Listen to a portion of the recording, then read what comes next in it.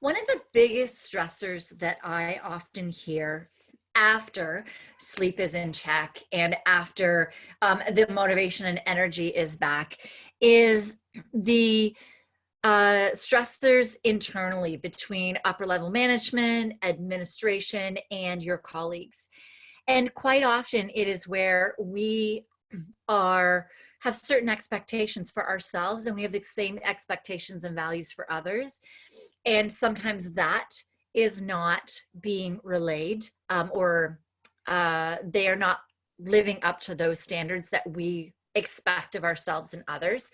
And sometimes it's that no matter what we say and what we need, it seems that somebody is short or they're not even willing to listen to your ideas and things that are occurring. So this is one of the stressors that happens quite often in my program, to the point where I created a lesson for it. And the lessons are usually 2 weeks long. In order to learn a habit, I break it into small bite-sized pieces. And so for today, what I am doing is putting it all together for you into a PowerPoint presentation so that you do have some concrete steps that you can be implementing at the end of this training. So the first thing that I always ask of anyone who is struggling with this is to think about that other person and what situation they're in. So those that are in the program, they were short and they were exhausted and they had trouble big picture thinking. They were always stuck in that tunnel hypervigilance stage. And it was really hard to do their paperwork. They would struggle to focus on doing the paperwork, doing all the small tasks around, and they would have to really push themselves through it. And so I asked them, what is the other person that they're struggling with dealing with? What are they like? Are they possibly in this burnout situation as well? The thing that I do also see a lot of is as soon as anybody goes higher in the rankings. So for police, when they are on the road, they are responsible for themselves and their partner. When they become a sergeant, they're responsible for those that are under them. Staff sergeant, responsible for everybody else under them. And the higher you go, the more people that you are responsible for. And it's not just your life that's on the line, it's all of these others as well. And that just adds another level of stress. As well, if you are promoting through the ranks, the odds are that you have been through quite a few years of 12, 24, 48-hour shifts, lots of overtime. Every time that you put your uniform on and prepped for your shift, you are going into some sort of a stress state because you do have to mentally prepare for whatever may happen on your shift.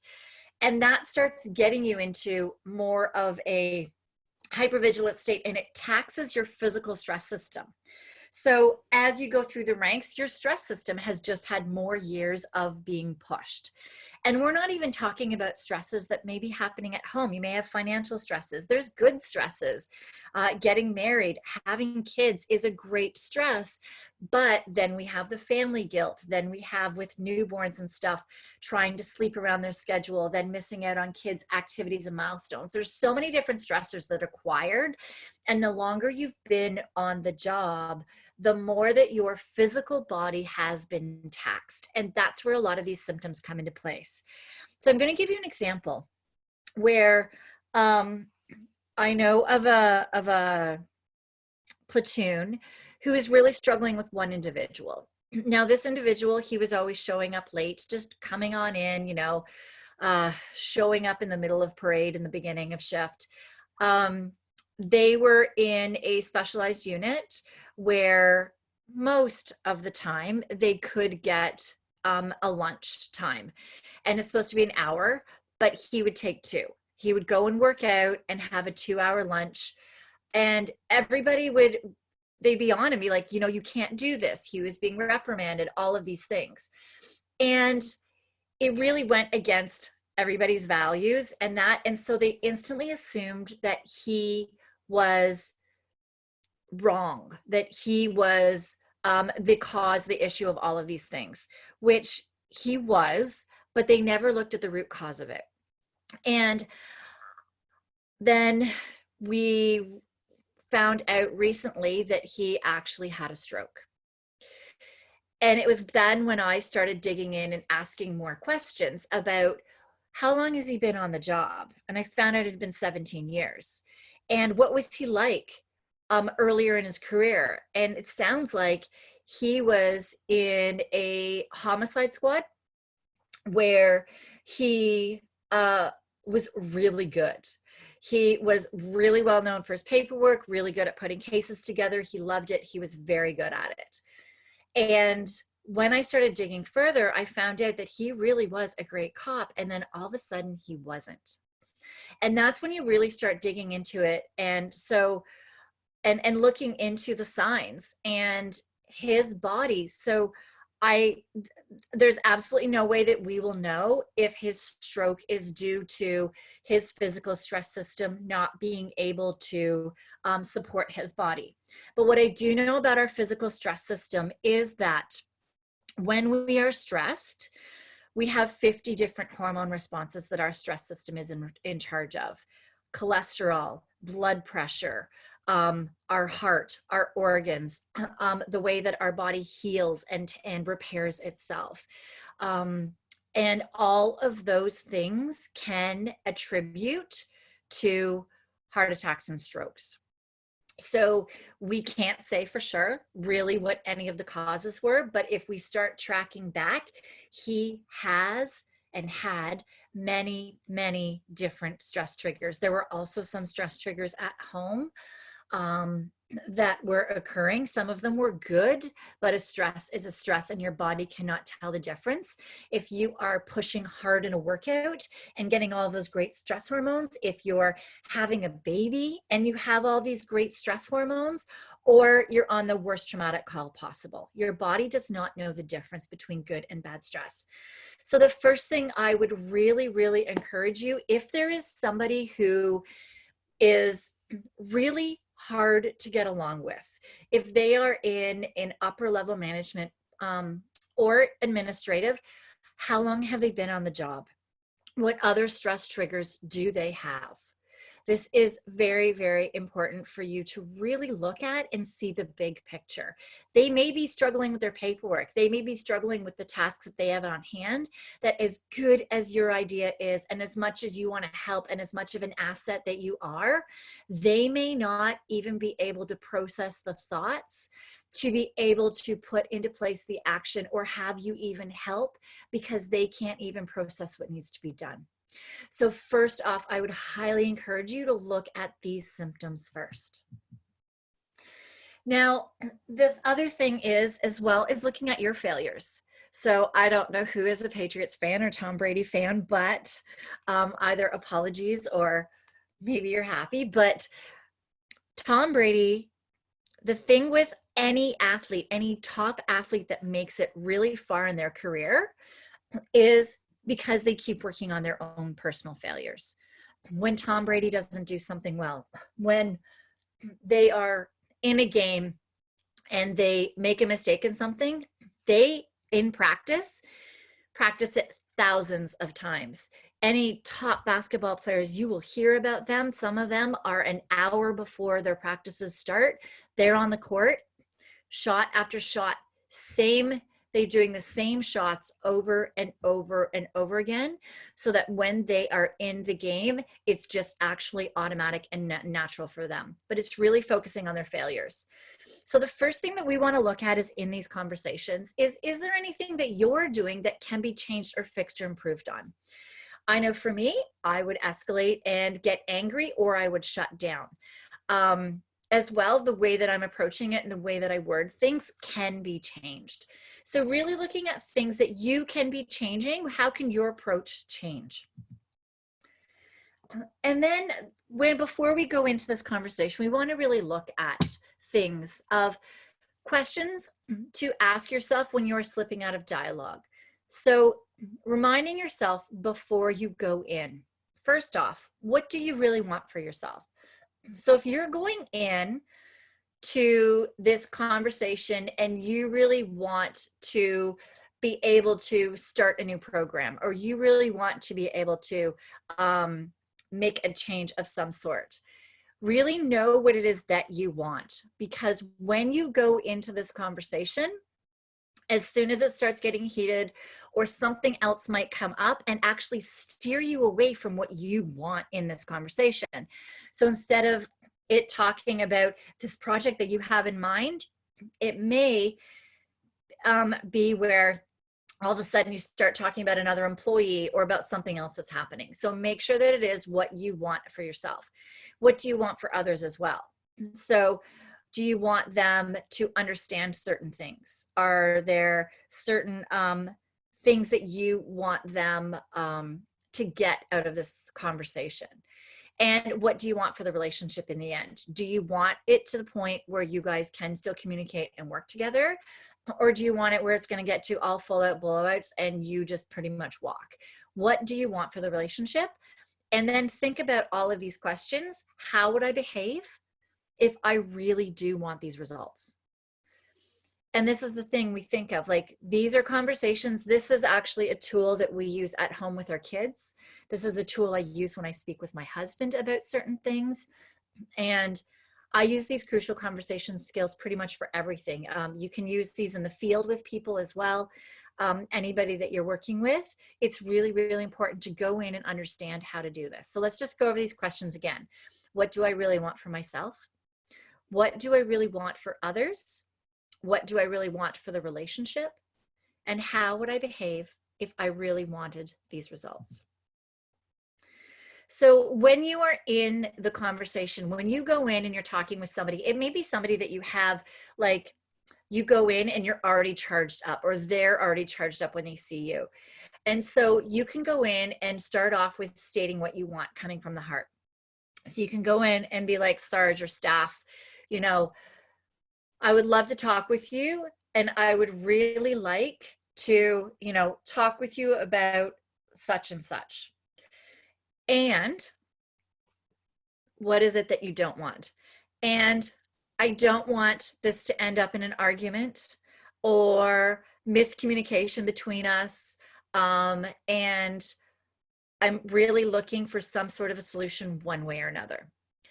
So that way you can keep it safe. So telling them what you want and what you don't want. And then you figure out too, before you go in, is there a way? So is there a way to talk to your colleague about not pulling their weight without offending or insulting them? And is there a way with your loved one to talk about how you're spending money and not get into an argument? Is there a way to debrief after calls and talk about mistakes made without anyone feeling like they are being blamed? So there are ways to do this. So you can brainstorm. You can brainstorm this with somebody else before you go into this conversation as well. There's different things that you can be doing. So the thing about somebody not pulling their own weight is what I spoke about earlier, is make sure, like, talk and see if they are already in burnout, because you could actually go into this conversation actually talking about burnout symptoms. Hey man, how's your sleep going? You know, how's your energy? And start asking them the list. As soon as you start asking about things that are non-mental but actual physical, you can start finding out from some people where they're at on a burnout scale. Invite them to the Facebook group, the 911 Stress Management Facebook group. Invite them into that so that they can actually start dealing with it and get their energy and motivation back, because they may not have motivation or drive at this moment. Talking to your loved ones about not spending money and getting into an argument. You can come into that in certain ways where you can talk to them about it using these questions we talked about, stating what you want and what you don't want. And debriefing after calls. I know that if you have a debrief after every call, does not matter the severity of the call for fire. If you have a debrief at the same time every single day, maybe at the end of shift or the beginning of your shift, because that can be the consistent one for police and EMS.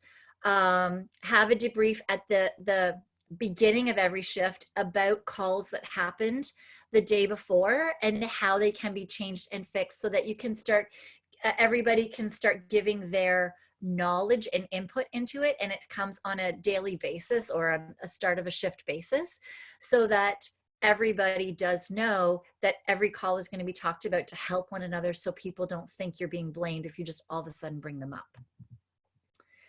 So signs to look for in a crucial conversation. So there's usually a point when this conversation does start turning crucial. And there's certain signs that we give when we don't feel safe. Certain people go into silence, some go into violence, the yelling and screaming, or just completely shut down and they become a wall. So really figuring out what your style is under stress. You can start looking at your physical signals, emotional signals, and your behaviors. And whenever you do see these, that's when you step back, slow down, and then you restart with the heart. You can restart and go back to saying this statement here. You go back and say what you want and what you don't want. And if it does get heated, you can say, okay, I think that we need a break from this conversation now. I'm going to go. And I will come back, or when is a good time to come back, or let's come back, resume at a certain time. So you can keep coming back to this and visiting it.